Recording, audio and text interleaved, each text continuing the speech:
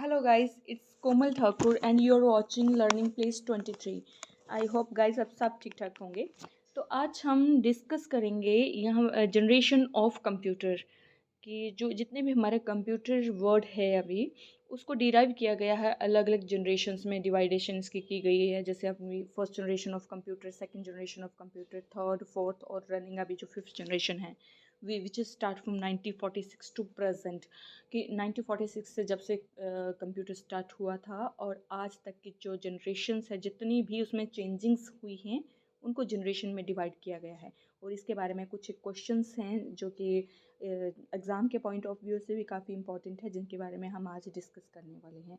तो guys video को पूरा वॉच करना, अगर वीडियो अच्छी लगे तो लाइक करना और सब्सक्राइब करना चैनल को। So here is our first question. Which generation of computer use vacuum tube for processing? कि कंप्यूटर की कौन सी जनरेशन थी जो वैक्यूम टेक्नोलॉजी को यूज़ करती थी? तो वैक्यूम टेक्नोलॉजी को यूज़ करती थी फर्स्ट जनरेशन में। फर्स्ट जनरेशन हमारी 1946 टू 1959 तक का समय जो है वो फर्स्ट जनरेशन का माना जाता है। Okay, and the second question is which generation of computer use transistor for processing? तो ट्रांजिस्टर प्रोसेसिंग के लिए हमारी जो सेकेंड जनरेशन है इसमें ट्रांजिस्टर प्रोसेसिंग होती थी। आईसी आईसी में थर्ड में थी। तो यहाँ पे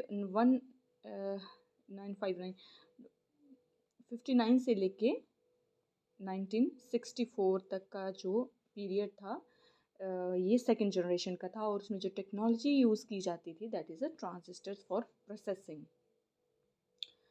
then next one, which generation of computer use IC integrated circuit for processing? अब आईसी चिप जो हैं वो इंट्रोड्यूस की गई थी आपकी थर्ड जनरेशन ऑफ कंप्यूटर में। एंड थर्ड जनरेशन आपकी 1964 टू 1971 तक का जो समय है वो हमारी थर्ड जनरेशन का माना जाता है और आईसी चिप्स यूज़ होती थी डेटा प्रोसेसिंग के लिए इसमें।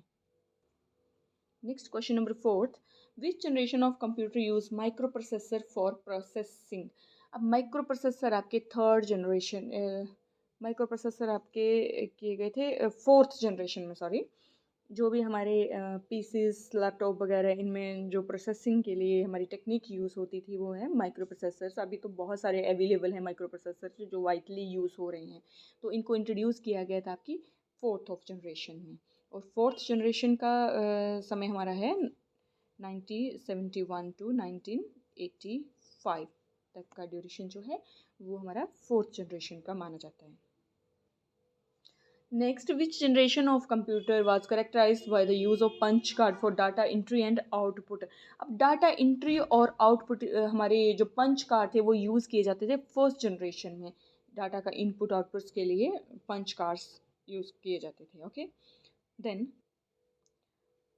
the next question, which generation of computers saw the introduction of high level programming language?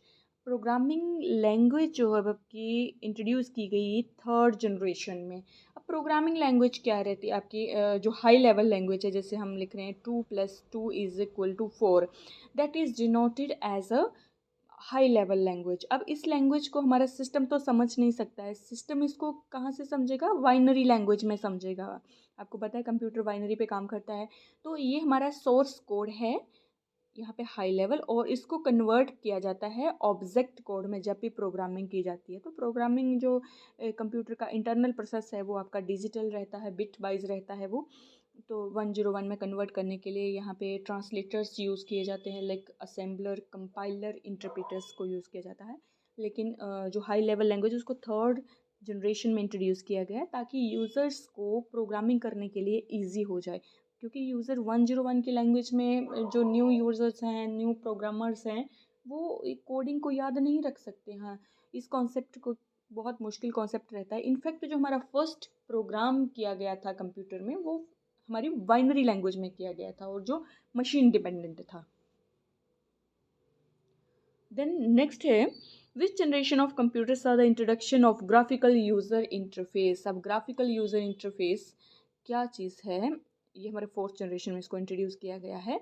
और ग्राफिकल यूज़र इंटरफेस जैसे हम विंडो फ्रेंडली रहती हैं, हमारी अभी विंडोज़ हैं तो उसमें आइकन देख के ही यूज़र पहचान सकता है किस चीज़ का आइकन है। लाइक हम व्हाट्सएप है या फिर कोई अदर सॉफ्टवेयर्स हैं तो उनका आइकन व्हाट्सएप का जैसे वो आइकन बना होता है, उस आइकन से आप पहचान लेते हो बड़े आराम से।